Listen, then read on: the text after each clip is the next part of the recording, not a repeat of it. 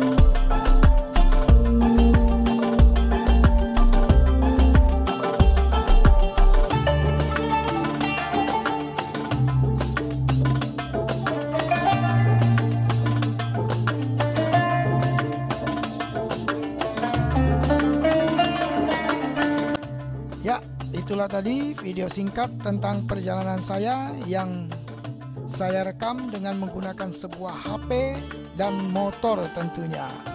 Semoga video ini bermanfaat bagi kita semuanya. Sekian dulu video saya kali ini. Sampai jumpa di video saya yang berikutnya.